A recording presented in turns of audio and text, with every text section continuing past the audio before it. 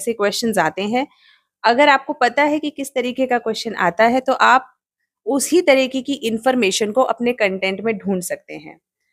इधर-उधर के नोट्स और ये सब चीज़ें पढ़ने की बजाय स्टैंडर्ड बुक्स पे फ़ोकस कीजिए, जैसे कि एनसीईआरटीज़ और जो स्टैंडर्ड बुक्स आपकी बीपीएससी के लिए ज़रूरी है, उन्हीं पर ध्यान दीजिए। ये बात सही है कि एग्ज़ॉटिक या जो अलग तरीके के क्वेश्चन हैं, वो कई बार पूछे जाते हैं, लेकिन सिलेक्शन सिर्फ़ और सिर्फ़ साधारण और बेसिक सवालों से भी हो जाता है। तो सबसे पहले उसे टारगेट करें, फिर एग्ज़ॉटिक क्वेश्चंस पे जाएँ। मैम करंट यदि प्रीलिम्स की बात करें तो यहाँ भी 35-40 प्रश्न पूछे जाते हैं, मेंस में जाइए तो वहाँ भी करंट का टॉपिक रहता है और इंटरव्यू में भी पूछे जाते हैं। करंट के लिए क्या एक सटीक रणनीति होना चाहिए आपके ख्याल से? करंट के लिए जी। सबसे पहले तो अखबार ज़रूर देखना चाहिए, क्योंकि आप कितने भी नोट्स पढ़ लें, लेकिन अगर आपने अखबार नहीं पढ़ा है, तो कुछ ना कुछ एक ट्रेंड आपकी नज़रों से मिस हो जाता है, सबसे पहला। दूसरा, कोई भी 2 सोर्सेज़ नोट्स के आप पढ़ सकते हैं। कई लोग मैगज़ीन का सहारा लेते हैं, कई लोग नोट्स का सहारा लेते हैं। ये आपकी विज़डम है, ये आपको देखना पड़ेगा। आप मार्केट में जाएँ, 4, 5, 10 आपके पास ऑप्शंस अवेलेबल हैं। जो आपको समझ में आए, उनमें से 2 बेहतरीन ऑप्शंस आप चुनें, आप उन 2 नोट्स को ले आएँ। एक को अपना बेस नोट्स बनाएँ, उससे पढ़ें। दूसरे के अंदर से जो एडिशनल इन्फॉर्मेशन है, वो पहले नोट्स में ही रख लें, ताकि रिविज़न करते समय आपको आसानी हो। ये बात याद रखनी है कि करंट के अंदर ये देखना है, क्या ज़रूरी है और क्या नहीं। क्योंकि करंट तो सब कुछ है। आज यहाँ से कोई दरवाज़ा खोल के गया, वो भी करंट अफ़ेयर्स है, लेकिन वो हमारे लिए ज़रूरी नहीं है। तो क्या ज़रूरी है करंट अफ़ेयर्स में? वो छलनी करना, वो दिमाग आपका होना या वो विज़डम होना, वो बहुत ज़रूरी है। तो समझदारी को डेवलप करने के लिए past year question papers. Ma'am जिस तरीका से बीपीएससी का लेवल आए दिन बढ़ते जा रहा है, प्रति साल बढ़ाया जा रहा है, यूपीएससी के लेवल के बराबर कर दिया गया है, बीपीएससी लगातार दिया जा रहा है। साइंस की बात करें तो हमेशा कुछ ना कुछ नया खोज हो रहा है, नए-नए प्रश्न मिल रहे हैं। अब पहले वैसा जैसा प्रश्न नहीं है कि एक कोई बुक आप पढ़ लीजिए और दे दीजिए। साइंस के बारे में आप क्या बताइएगा? अच्छी बात है ना जी। कि बीपीएससी और यूपीएससी का लेवल समान होता जा रहा है। तो जो बीपीएससी का बच्चा है वो यूपीएससी दे सकता है, और जो यूपीएससी दे रहा है बिहार से बच्चा, वो बीपीएससी दे सकता है। काम तो वही है, चाहे बीपीएससी से हो चाहे यूपीएससी से हो, करनी तो समाज सेवा एडमिनिस्ट्रेशन ही है। तो उनकी लायकता के अंदर भी अगर समानता हो तो ज्यादा बेहतर है। अ, दूसरी चीज आपने मुझसे कहा साइंस के जी। विषय में, अगेन एनसीईआरटीज सबसे पहले, और उसके बाद करंट अफेयर्स में जो चीजें पूछी गई हैं उनसे करता हुआ स्टैटिक या उनसे निकलती हुई जो बेसिक टर्मिनोलॉजीज हैं, बेसिक कॉन्सेप्ट्स हैं, उनके ऊपर आपको ध्यान देने की ज़रूरत है। साइंस मुश्किल नहीं है, थोड़ी टेक्निकल है, तो आप साइंस के लिए थोड़ा-सा समय दे सकते हैं, क्योंकि ये क्वेश्चंस आएँगे ही। क्योंकि ऐसा कौन-सा एडमिनिस्ट्रेटर आप पसंद करेंगे जिसको कि एआई और इन सारी नई टेक्नोलॉजीज़ के विषय में पता हो या ना पता हो? जिनको पता हो। तो यूपीएससी और बीपीएससी भी यही चाहते हैं कि वो ऐसे लोगों को चुने जिन्हें इस विषय में पता हो। बहुत बच्चे क्या करते हैं मैम, रूटीन बना लेते हैं, टाइम टेबल बनाते हैं, 2 दिन 3 दिन उसको फुलफिल करेंगे, उसके बाद बोलते हैं मेरे से नहीं होगा। खासकर देखा जाता है बीपीएससी वाले जो बच्चे हैं, उनका ये क्वेरी था, कैसे उसको मैनेज करेंगे? किस तरीका से अपने आप को मोटिवेट रखेंगे? सभी के साथ होता है। थोड़ा समय हम लोग किसी चीज़ को फ़ॉलो करते हैं, फिर बीच में 1-2 बार भटक जाते हैं। लेकिन अगर हम कोई गाड़ी चला रहे होते हैं, तो हर वक़्त स्टीयरिंग एक दिशा में तो नहीं छोड़ देते। तो बार-बार लेकर आते हैं ना सही दिशा के अंदर। तो सेम वही है कि ठीक है, अगर एक दिन आपका समय थोड़ा बर्बाद हो गया, आपका मन नहीं लगा, तो कोई बात नहीं, दोबारा से आप कोशिश कीजिए, दोबारा से पढ़ने बैठ जाइए। अ, सफलता इस बात में नहीं है कि आप एक बार भी नहीं भटके, लेकिन सफलता इस बात में है कि जितनी बार भटके वापस आए, सही राह पर आ गए। मैम इस बार इस तरीका से देखा जाए तो बीपीएससी प्रीलिम्स मेंस अब बहुत कम समय मिल रहा है।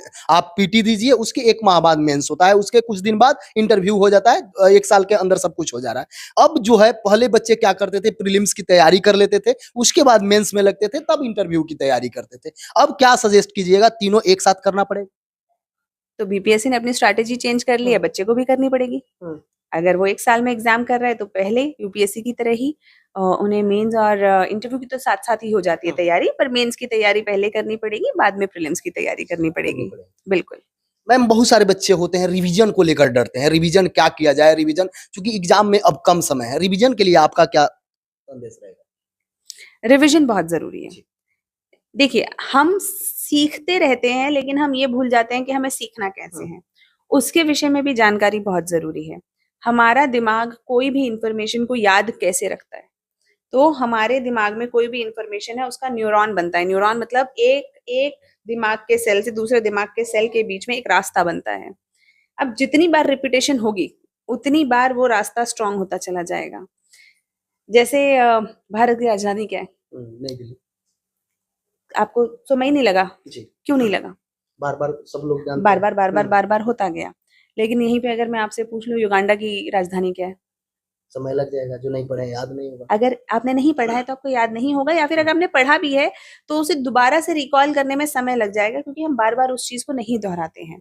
उसी तरह से हम भजन, हनुमान चालीसा, ये सारी चीजें जो हैं वो हम, अगर आपने कभी देखा हो कि आप बोलते रहते हो लेकिन जरूरी भी नहीं आप उस वक्त सोच रहे हो, तो कैसे होता है वो? क्योंकि वो जो नोड है हमारा वो बड़ा स्ट्रांग हो गया है। यही स्ट्रांग नोड हमें हमारी पढ़ाई के लिए चाहिए, जहाँ पे हम मल्टीपल टाइम्स रिविजन करें, बार बार उस चीज को लेकर आए। अब कैसे करेंगे? पहले दिन रिवाइज करें, जिस दिन आपने पढ़ा है उसके तीसरे दिन, 7वें दिन, 15वें दिन और महीने के आखिर में। लेकिन क्या उतना ही समय देंगे जितना समय पढ़ाई के लिए दिया है, रिविजन के लिए? नहीं, कम समय देकर रिवाइज करेंगे, कम समय देके। लेकिन एक बार नजरों से गुजारना बहुत जरूरी है। मैम बहुत सारे बच्चे होते हैं जो एक बार प्रीलिम्स दिए, मेंस दिए, इंटरव्यू तक पहुंचे, फिर बैक आ जाते हैं। कई एक बार होता है प्रीलिम्स होता है, मेंस नहीं हो पाता है, उसके बाद उनके साथ समस्या होता है ये कि अब लग रहा है मेरे से नहीं होगा, कोई दूसरा एग्जाम देने लगते हैं, वो चाहे अदर एग्जाम हो, रेलवे हो जाए, एसएससी हो जाए, इन सारे चीज हो जाए। उन लोगों को क्या करना चाहिए उस कंडीशन में जो कम अंकों से छट जा रहे हैं, बार बार प्रयास कर रहे हैं लेकिन छट जा रहे हैं? कई बार ऐसा होता है कि बार बार असफलता हाथ लगती है, लेकिन उसमें सबसे पहली बात तो निराश नहीं होना, क्योंकि ऐसा पहली बार नहीं हो रहा। ऐसे बहुत सारे लोग हैं जो कई बार असफल हुए लेकिन अंत में सफल हुए, अंततः उनको सफलता हाथ लगी। तो इसके लिए सबके लिए अपनी ही स्ट्रैटेजी होगी, कोई एक रास्ता नहीं हो सकता। अगर किसी के फाइनेंशियल घर में परेशानी है, किसी को और किसी तरीके की परेशानी है, तो वो व्यक्ति नौकरी करते करते एग्जाम दे सकता है, क्योंकि पढ़ तो उसने लिया ही है, उसे रिवाइज ही करना है। दूसरा, अगर आपको ऐसा लगता है कि मुझे आता है लेकिन मैं और कंसोलिडेशन चाहता हूँ या चाहती हूँ और उसको पुख्ता करना चाहते हैं, तो आप कहीं पर कंटेंट क्रिएटर या बच्चों को किसी को पढ़ा के भी उस चीज़ को और अपने आप को स्ट्रॉन्ग कर सकते हैं। तीसरा, अगर आप समय दे सकते हैं, आपके पास है और समय, तो आप समय दीजिए और दोबारा एग्ज़ाम दीजिए। दोबारा एग्जाम। अगर समय है, और अगर आपको ऐसा लगता है कि आपको डर लग रहा है, तो किसी और एग्जाम को आप देना चाहते हैं, तो फिर इसको हॉल्ट पे रखिए, इसको रोकिए, पहले उस एग्जाम की अच्छे से तैयारी करके एक नौकरी निकालिए, फिर दोबारा से बीपीएससी या यूपीएससी पे आइए। मैम बहुत लोगों का ये प्रश्न रहता है कि क्या मीडियम कितना मायने रखता है, इंग्लिश मीडियम हो या हिंदी मीडियम हो? बिहार के बच्चे ये सोचते हैं कि मेरा हिंदी मीडियम है, मेरा सिलेक्शन नहीं होगा, उसके बाद से भी डर जाते हैं। इसको लेकर आप क्या? मीडियम तो देखिए भाषा है, भाषा एक माध्यम है कि हम अपने कंटेंट को कैसे कहते हैं। लेकिन हाँ, हाल के समय में ये देखने को मिला है कि हिंदी मीडियम के बच्चों के लिए कुछ डिसएडवांटेज है।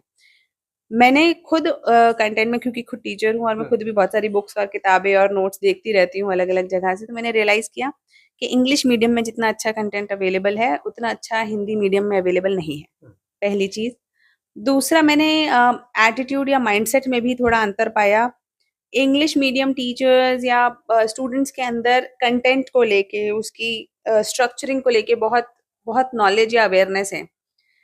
लेकिन कहीं न कहीं मैंने देखा हिंदी माध्यम का बच्चा शायद बातों से खुश हो रहा है या मज़ाक से खुश हो रहा है या किसी ने कुछ एंटरटेनमेंट कर दिया, उससे खुश हो रहा है। वो कंटेंट को नहीं नाप पा रहा। तो इसलिए बहुत ज़रूरी है कि हम सिर्फ़ मीडियम को दोष ना दें, क्योंकि ऐसे बहुत से बच्चे हैं जो हिंदी मीडियम से भी सफलता हासिल करे हैं, अच्छी-अच्छी रैंक्स हासिल करे हैं।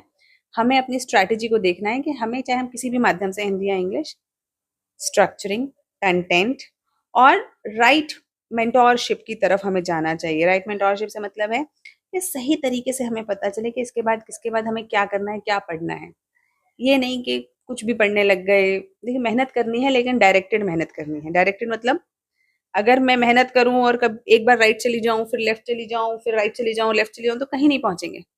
लेकिन जहाँ जिस डायरेक्शन में जा रहे हैं उसी में कंसिस्टेंट एफर्ट, सही दिशा में अगर कंसिस्टेंट एफर्ट लगाएंगे तो मंजिल पहुंचेंगे।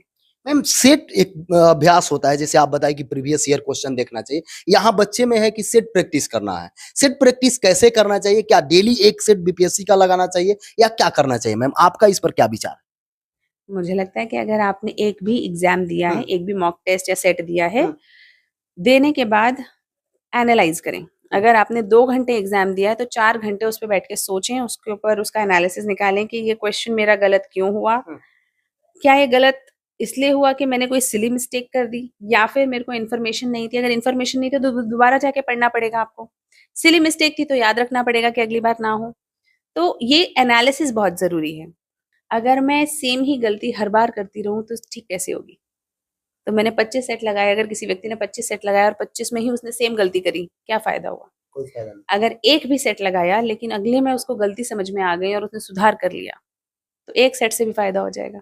मैम अंक नहीं बढ़ता है, विद्यार्थी आपस में बैठ के ग्रुप डिस्कशन करें या तैयारी करें। बहुत सारे लोग होते हैं जो कई एक बार प्रयास करते हैं, उनका अंक जितना है आ रहा है, अगला बार भी वही आया, उसके बाद भी दे रहे हैं तो वही आ रहा है। इसका सबसे बड़ा कारण क्या हो सकता एनालिसिस की कमी।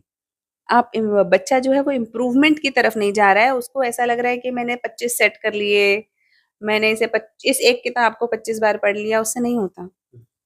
क्योंकि हमें ये देखना है कि एक भी बार अगर आपने एग्जाम किया है तो क्या उसके अंदर आपने इम्प्रूवमेंट करी? अगर इम्प्रूवमेंट करी तो एक सेट बहुत है। वही मैं आपको बता रही हूँ ना कि हमें सेम अंक इसलिए आ रहे हैं क्योंकि इम्प्रूवमेंट नहीं हो रही है, लेकिन इम्प्रूवमेंट करनी ज़रूरी है। मैम आपका क्या संदेश होगा जो बीपीएससी 70 एग्जाम देने वाले हैं, समय बहुत कम है उनके लिए? टारगेटेड रहें, जब एग्ज़ाम दे रहे हैं, उस दिन को पहले अपने दिमाग में 2-3 बार जी के देख लें। क्योंकि उस दिन क्या होता है, बहुत सारे बच्चे घबराहट और एक एक एंग्ज़ायटी के कारण बहुत से सवाल गलत कर देते हैं। उससे बचने के लिए अपने दिमाग में सोचिए कि आप जा रहे हैं एग्ज़ाम देने, बैठे हैं, कैसे करेंगे? और जब आप प्रैक्टिस टेस्ट भी कर रहे हैं, तो बिल्कुल एग्ज़ाम के तरीके से करें, समय के अंदर। याद रखिए कि थोड़ा-सा समय साइन करने में, नाम भरने में भी चला जाता है, तो आपका टाइम मैनेजमेंट बहुत अच्छा होना चाहिए। आपको एग्ज़ाम के दौरान पता होना चाहिए, किस समय मुझे क्या, कितने क्वेश्चन तक हो जाने चाहिए, कहाँ तक मेरा चेक करके मुझे गोले भर लेने चाहिए, वो सारी चीज़ें आपके दिमाग में सेट होनी चाहिए स्ट्रैटेजी के तौर पे। और पिछली रात को सो के जाइए। एक रात में आप ऐसा कुछ नहीं पढ़ सकते जो आपका एग्ज़ाम क्लियर करवा दे, बल्कि अगर आप दिमाग खुला रखेंगे तो आप ज़्यादा अच्छा परफ़ॉर्म कर पाएँगे। सुबह नाश्ता करके जाएँ और कॉन्फिडेंस बहुत ज़रूरी है। अगर आपको अंडर कॉन्फिडेंस हो रहा हो, तो मैं आपको बोलूँगी कि ये बात याद रखिए कि हर व्यक्ति कहीं न कहीं से शुरू करता है और जब वो शुरू करता है और उसके अंदर अगर इच्छा शक्ति है, आत्मविश्वास है, तो कहीं न कहीं पहुँच जाता है। आप अपने रास्ते को खुद बनाएँ और इस आत्मविश्वास के साथ जाएँ कि मैंने जितना पढ़ा है, उसका मैं सही रूप या फिर सही उसका आउटपुट देकर आऊँगा एग्ज़ाम में या आऊँगी।